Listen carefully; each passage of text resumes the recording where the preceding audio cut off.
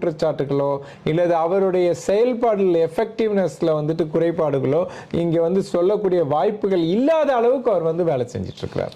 அது உண்மையிலேயே அவருக்கு ஒரு பெரிய பிளஸ் பாயிண்டா நான் பார்க்கிறேன். அந்த பிஜேபி எதிர்ப்பு அரசியல்ல டிஎம்கே ஸ்டெடியா இருக்காங்க. மூத்த பத்திரிகையாளர்கள் சிலர் வந்துட்டு திமுகவுக்கு வாய்ப்பு இல்லை அப்படின்னு சொல்ற அதே அவங்க வாயாலேயே இந்த மாதிரி சிச்சுவேஷன் போச்சுன்னா திமுக மீண்டும் ஆட்சிக்கு வர்றதை யாரும் தடுக்க முடியாது அப்படின்ற மாதிரி சொல்றாங்க. அதை எப்படி பாக்குறீங்க? அதாவது நம்ம ஏற்கனவே அதை பத்தி பேசியிருக்கோம்.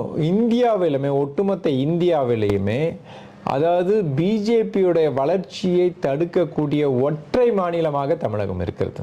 இன்னைக்கு வந்துட்டு நீங்க பாத்தீங்கன்னா இந்திய அளவுல கிட்டத்தட்ட எல்லா மாநிலங்களிலுமே வந்து தமிழகத்தை தவிர்த்து பிஜேபி ஆளுங்கட்சியாகவோ இல்ல முக்கிய எதிர்கட்சியாகவோ இல்லது அங்க ரிசல்ட்டை தீர்மானிக்கக்கூடிய ஒரு கட்சியாக வளர்ந்துட்டாங்க.